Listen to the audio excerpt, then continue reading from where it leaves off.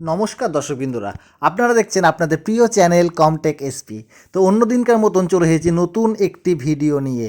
তো আজকের ভিডিওতে আমরা জানবো যে 7 ফেজ রিক্রুটমেন্ট হবে তার কিভাবে step by step form fill আপটি করবো।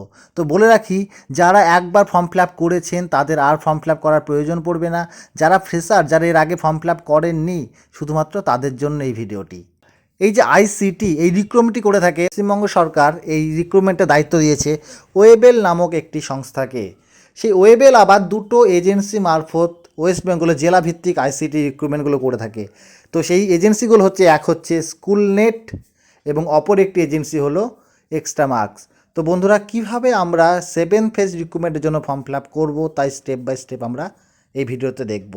তো তার আগে বলে রাখি, চ্যানেলে যারা নতুন তারা অবশ্যই চ্যানেলটিকে সাবস্ক্রাইব করবেন এবং পাশে থাকা বেল আইকনটিকে অল করে দেবেন, যাতে প্রতিদিনের আপডেট ভিডিও সরাসরি আপনার নোটিফিকেশনে চলে যায়। তো বেশি আর কথা বাড়বো না, চলুন সরাসরি মূল ভিডিওতে।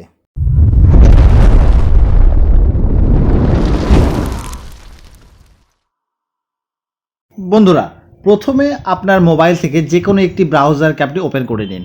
ওপেন করার পর উপরে সার্চ বক্সে টাইপ করুন WBICT রিক্রুটমেন্ট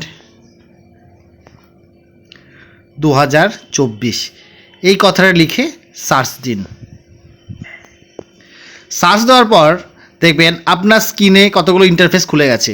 সেখানে প্রথম যে অপশনটি বা প্রথম যে ইন্টারফেসটা আপনারা দেখতে পাচ্ছেন সেটি হচ্ছে স্কুলনেট ইন্ডিয়া লিমিটেড এবং job application for the post of school coordinator in West Bengal. এই অপশনটিতে আপনারা ক্লিক দিয়ে দিন। এই অপশনটিতে ক্লিক দিয়ে দিন, দেখুন আপনার সামনে একটি পেজ খুলে যাবে। দেখুন বন্ধুরা, আপনার সামনে recruitment of WBICT school net India .com এর একটি ইন্টারফেস খুলে গেছে। সেখানে আপনার বলছে job application for the post of school coordinator in West Bengal. প্রথমে আপনাকে ফিল আপ করতে হবে পার্সোনাল ডিটেলস। এখানে দেখবেন যে অপশনগুলো লাল স্টার মার্ক দেওয়া আছে সেগুলো ম্যান্ডেটরি, অর্থাৎ সেগুলো অবশ্যই আপনাকে ফিল আপ করতে হবে। কিছু কিছু অপশনে লাল স্টার মার্কস দেওয়া নেই, সেগুলো অতটা ম্যান্ডেটরি নয়। তো প্রথম আমি এখানে ফর্ম ফিল আপটি করবো না, আমি এখানে আপনাদের পরিষ্কার করে বলেছি কোথায় কী লিখে ফিল আপ করতে হবে। তো প্রথম যে অপশনটা দেখতে পাচ্ছেন, নেম অফ দ্য অ্যাপ্লিকেন্ট, অর্থাৎ আপনি যে চাকরিটি করতে চাইছেন, অর্থাৎ যে আবেদনটি করতে চাইছেন তিনি মিস্টার না মিসেস, সেই সমস্তটি এখান থেকে সিলেক্ট করে নেবেন। তারপরে চলে আসবেন ফার্স্ট নেম, অর্থাৎ আপনার নামের প্রথম পার্টটি, অর্থাৎ ফার্স্ট নেমটা আমরা সেখানে লিখতে হবে। তারপর এখানে অপশনে দেখতে পাচ্ছেন মিডিল নেম, অর্থাৎ আপনার যদি কোনো মিডিল নেম থাকে, অর্থাৎ সেটা কোনো কুমার থাকতে পারে, তো এরকম যদি কোনো মিডিল নেম থাকতে পারে, শঙ্কর, তো বিভিন্ন মিডিল নেম থাকলে সেটা ফিল আপ করবেন। এবং অবশ্যই যে ম্যান্ডেটরি আবার দেখুন লাল স্টার মার্ক দেওয়া আছে লাস্ট নেম, অর্থাৎ লাস্ট নেমটা আপনার, অর্থাৎ টাইটেলটা আপনাকে ফিল আপ করে দিতে হবে।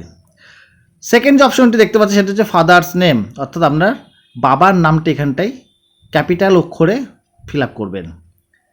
তারপরে অপশনটি ফিল আপ করবেন মাদার্স মেডেন নেম, তারপরে স্পোর্টস নেম বা গার্জেন নেম, অর্থাৎ আপনার যদি স্বামী বা স্ত্রী থেকে থাকে তার নামটি এখানটায় টাইপ করে দেবেন। তারপরে যেটা ম্যান্ডেটরি ফিল্ড তার হচ্ছে ডেট অফ বার্থ, অর্থাৎ আপনার জন্ম তারিখটা কত সেটা আপনি এখানটায় টাইপ করবেন। পাশে যে আপনি যে এখানটায় একদম পাশে দেখুন আপনি একটা ক্যালেন্ডারের বক্স দেখতে পাচ্ছেন, তো এই বক্সে টাচ করার পর আপনি আপনার ডেট অফ বার্থটাকে যে কোনো টাইমে সেট করে নিতে পারবেন। তারপরে চলে আসছি জেন্ডার, মেল ফিমেল আদার, সেটা আপনারা রেডিও বাটন থেকে সিলেক্ট করে নেবেন, যেটা আপনার মেল না ফিমেল সেটা কীরকম টাচ করে আপনারা ফিল আপ করে নেবেন। তারপরে আপনারা ফিল আপ করবেন ম্যারিটাল স্ট্যাটাস, অর্থাৎ সিঙ্গেল না ম্যারিড সেটাকে ফিল আপ করবেন। তারপরে দেখুন ম্যান্ডেটরি নয় আধার নাম্বার, যদি আপনার আধার নাম্বারটি এখানটায় টাইপ করবেন। অবশ্যই এটা ম্যান্ডেটরি না করলেও কিছু এসে যায় না, তো সেটাকে আপনারা ফিল আপ করে দেবেন। আধার কার্ড আছে যেহেতু অবশ্যই ফিল আপ করে দেবেন। ম্যান্ডেটরি বলছে ভোটার আইডি কার্ডটা, তারপরে যে ভোটার আইডি কার্ডের যে অ্যাপ্লিকেন্ট নাম্বারটা আছে বা ভোটার আইডি নাম্বারটা আছে সেই নাম্বারটা এখানে টাইপ করবেন। তারপরে অপশনে আছে প্যান নাম্বার, অর্থাৎ আপনার প্যান কার্ড যদি নাম্বার থেকে থাকে তো অবশ্যই প্যান নাম্বারটা এখানটাই টাইপ করে দেবেন। অবশ্যই এটাও ম্যান্ডেটরি নয়। সেকেন্ড অপশনটি চলে আসছে দেখুন প্রেজেন্ট অ্যাড্রেস, অর্থাৎ আপনার যে বর্তমান এখন যে ঠিকানাটি সেটি আপনার এখান থেকে লিখে দেবেন। তো প্রথমে সিলেক্ট করাই থাকবে, যেহেতু এটা ওয়েস্ট বেঙ্গলের জন্য রিক্রুটমেন্টটি করা হচ্ছে তাই স্টেট ওয়েস্ট বেঙ্গল।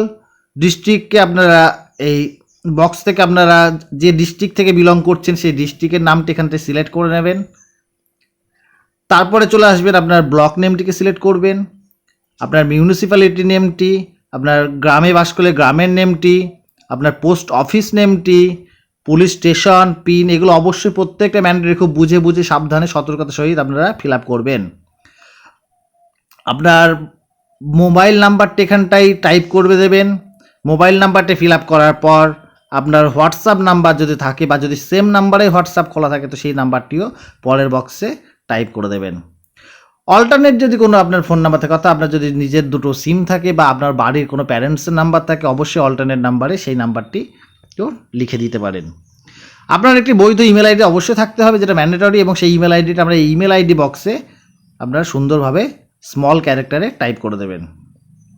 দ্বিতীয়ত বলেছে সিএলটিপি আইসিটি স্কুল কোঅর্ডিনেটর ডিটেলস। এখানে বলছে যদি কোনো ব্যক্তি সিএলটিপির আন্ডারে বা আইসিটির আন্ডারে কর্মরত থেকে থাকেন, তারা যদি আবার, হয়তো অনেকে হয় না যারা স্থান পরিবর্তন করতে চায়, এই স্কুলে তার পছন্দ হচ্ছে না অন্য স্কুলে, তারা নতুন করে আবার আইসিটি এক্সামের জন্য পরীক্ষায় বসতে পারবে। তো কিছু ফিল্ড মেনশন করেছে তার জন্য। তো প্রথমে বলেছে আর ইউ সিএলটিপি না আইসিটি স্কুল কোঅর্ডিনেটর, আপনি যেটা হয়ে থাকেন সিএলটিপি না আইসিটি বা নান করলে আপনাকে আর ফর্মটা ফিল আপ করার দরকার নেই। দেখুন আমি যদি এখানটায় নান সিলেক্ট করে দিই, আমার এগুলো আর কোনোটাই আর দরকার পড়বে না, সবগুলো ব্ল্যাঙ্ক, এগুলো আর এখন কাজ করবে না। কিন্তু আপনি যদি কোনো সিএলটিপি বা আইসিটি হয়ে থাকেন তাহলে সেই বক্সে বা সেই চেক বক্সে ক্লিক করে আপনার এইগুলোকে পরপর ফিল আপ করে দিতে হবে। তো কী কী ফিল আপ, আপনি কোন স্কুলে কাজ করছেন আইসিটি বা সিএলটিপিতে, সেই স্কুলের নাম, সেই স্কুলের ইউডাইস কোড, অর্গানাইজেশন, দেখুন এখানটা প্রত্যেক অর্গানাইজেশন কিছু কিছু অপশন দিয়ে দিয়েছে। এখানটাই কোন অর্গানাইজেশনের আন্ডারে কাজ করছেন, যে এসএস ইনফোটেক প্রাইভেট লিমিটেড না এক্সট্রা মার্কস এডুকেশন ইন্ডিয়া না স্কুলনেট ইন্ডিয়া, এটাকে আপনারা সিলেক্ট করে দিতে হবে অর্গানাইজেশন বক্সে। এমপ্লয়ি কোড, আপনার যে এমপ্লয়ি কোডটি এক্সট্রা মার্কস বা স্কুলনেট ইন্ডিয়া এই সমস্ত এজেন্সির মাধ্যমে যে এমপ্লয়ি কোডটি আপনাকে দেওয়া হয়েছে সেই এমপ্লয়ি কোডটিকে আপনাকে টাইপ করতে হবে। কত তারিখ বা কত তারিখ থেকে কত তারিখ পর্যন্ত আপনি কাজ করছেন সমস্ত কিছু এখানটায় পরপর সুন্দরভাবে ফিল আপ করে দিতে হবে। আদার্স ডিটেলসে বলছে আপনার অ্যান্ড্রয়েড ফোন আছে কি নেই সেটা আপনারা করবেন। ওন ট্রান্সপোর্টেশন, আপনার কি কোনো বাইক বা স্কুটি আছে নাকি, কোনো সাইকেল আছে নাকি, এটাকে আপনার করবেন। আপনাদের ইয়ারলি ইনকাম অর্থাৎ বাৎসরিক ইনকামটি কত, বিলো 1 লাখ, 1 থেকে 3 লাখ, 3 to 5 lakhs না 5 lakhs অ্যাবভ, সেটাকে আপনারা সিলেক্ট করে নেবেন। দ্বিতীয় চলে আসবেন এডুকেশনাল ডিটেলস। এখন প্রথম অপশনে লেখা আছে বিএড, পাশে দেখুন কোনো লাল স্টার মার্ক নেই। আমি এর আগেও বলেছিলাম যে আইসিটির কোয়ালিফিকেশন হচ্ছে গ্র্যাজুয়েশন পাস এবং সঙ্গে কম্পিউটারে 1 বছরের ডিপ্লোমা থাকতে হবে। তাই বিএড এখানটায় না থাকলেও আপনি ফর্ম ফিল আপ করতে পারবেন এবং পরীক্ষায় বসতে পারবেন। তাই বিএডটা ম্যান্ডেটরি নয়। যদি কোনো পরীক্ষার্থীর বিএড থেকে থাকে তাহলে অবশ্যই আপনারা ফিল আপটা করে দেবেন। তো বিএডের পাশে আপনাদের ডিগ্রি হেল্ড সেটাকে সিলেক্ট করতে হবে। ডিগ্রি হেল্ডের মধ্যে আপনার বিএড অপশনটি পাচ্ছেন, সেই বিএড অপশনটি সিলেক্ট করতে হবে। তারপরে কোন বোর্ড বা ইউনিভার্সিটি থেকে আপনি বিএডটি করেছেন, আপনার মেজর সাবজেক্টটি কী ছিল, পার্সেন্টেজ কত হয়েছিল, পাসিং ইয়ারটি কত ছিল, পরপর ফিল আপ করবেন।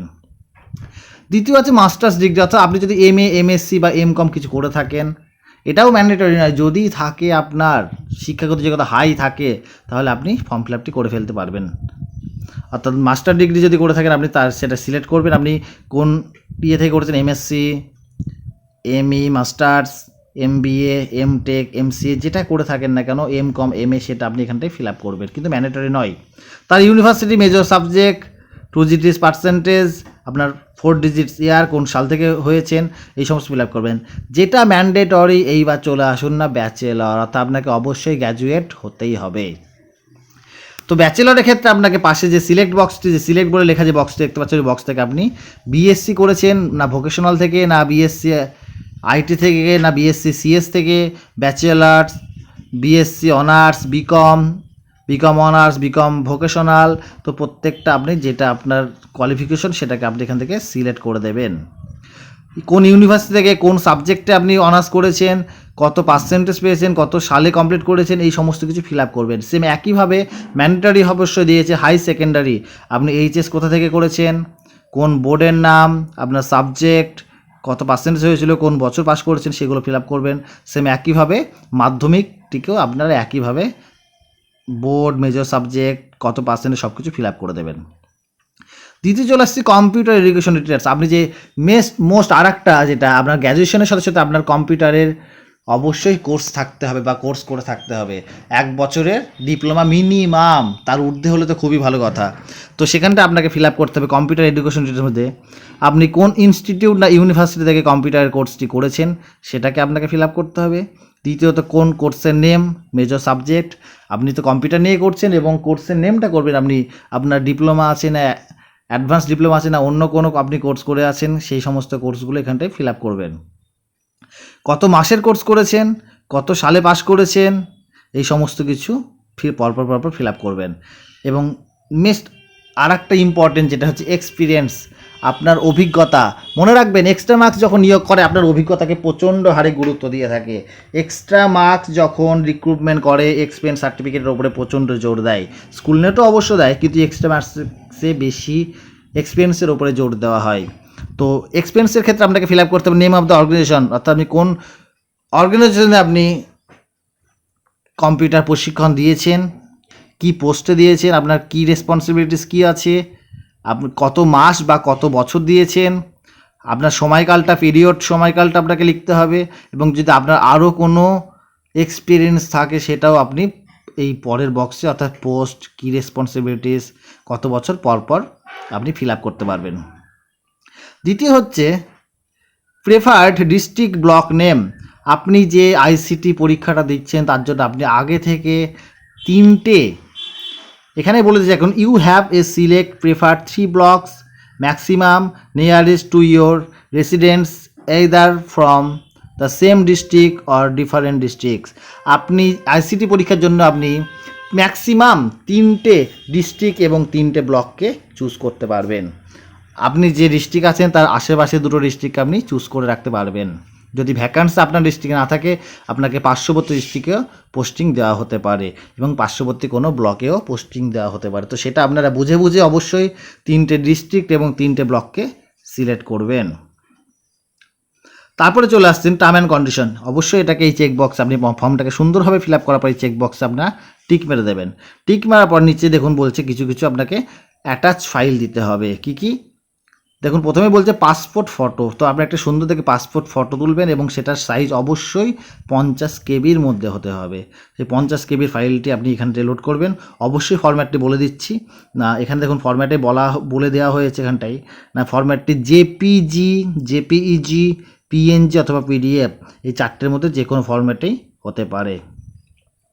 তো আপনি 50 কেবি সাইজের মধ্যে আপনার ফটোটিকে এখানে আপলোড করবেন। নেক্সট আপলোড করবেন আপনার আধার, ডেট অফ বার্থ, সেখানে আপনার আধার কার্ডটিকে আপলোড করে দেবেন। তারপরে ভোটার আইডি কার্ডটিকে আপলোড করবেন। এদের কোনো সাইজ বলা হয়নি, তাই এটা আপনার 50 কেবির ঊর্ধ্ব সাইজে গেলেও অসুবিধা হবে না। ভোটার আইডিটাকে আপলোড করবেন। নেক্সট আপনার কোনো বিএড সার্টিফিকেট থাকলে সেটাকে আপলোড করবেন। মাস্টার সার্টিফিকেট থাকলে, graduation certificate must. IT qualification, আপনি যদি কম্পিউটারে কোনো কোর্স করে থাকে, যে কোর্সটি আছেন না কেন সেই কোর্সের সার্টিফিকেটটি আপনি এখানটা আপলোড করবেন। যদি আদার্স কোনো কোর্স থাকে আইটি কোয়ালিফিকেশনে সেটাও আপলোড করবেন। আপনার এক্সপিরিয়েন্স সার্টিফিকেট যদি 1টি বা 2টি বা তারও বেশি থাকে, এখানটায় পরপর 2টো অপশন দিয়েছে বা 2টো ঘর দিয়েছে, আপনি আপলোড করবেন। আপনার যদি 1টি এক্সপিরিয়েন্স সার্টিফিকেট থাকে সেটা 1টিকে আপলোড করে দেবেন। একটি সুন্দর করে আপনার বায়োডাটা তৈরি করবেন বা রিজিউম তৈরি করবেন, সেটাকে এখানটায় আপলোড করে দেবেন। এবং লাস্ট হচ্ছে 50 কেবির মধ্যে আপনি সুন্দর করে একটি আপনার সিগনেচারকে আপলোড করে দেবেন। আপলোড করার পর নিচে দেখুন কোভিড ভ্যাকসিনের জন্য বলা হয়েছে final vaccination certificate Covid second dose. অর্থাৎ আপনার যদি 2টো ভ্যাকসিন নেওয়া থাকে তাহলে আপনি নিচে সিলেক্ট বক্স থেকে ইয়েস করবেন, আর না হলে না থাকলে সেটা নো করবেন। নো করলে এখানেই কমপ্লিট। আর যদি আপনি এটাকে ইয়েস করে থাকেন তাহলে নিচে যে চুজ ফাইলটা দেখছেন ওখানে টাচ করে আপনার কোভিড ভ্যাকসিনের সার্টিফিকেটটি আছে সেই সার্টিফিকেটটি এখানটায় আপলোড করে দেবেন। আপলোড করার পর কিছু না, আপনার ফর্ম ফিল আপ সম্পন্ন হয়েছে। শুধু লাস্টে এসে আপনি এই সাবমিট বাটন যেটা দেখতে পাচ্ছেন নিচে, এই সাবমিট বাটনে এসে ক্লিক করে আপনার ফর্মটি সাবমিট করে দেবেন। তো এই হচ্ছে ফর্ম ফিল আপের স্টেপ বাই স্টেপ ডিটেলস পদ্ধতি। যদি কোনো সমস্যা থেকে থাকে কমেন্টে অবশ্যই জানাবেন। ভিডিওটি যদি ভালো লেগে থাকে অবশ্যই একটি লাইক করবেন। তো আজকের পর্যন্ত এইটুকুনি বন্ধুরা, খুব ভালো থাকবেন, ধন্যবাদ।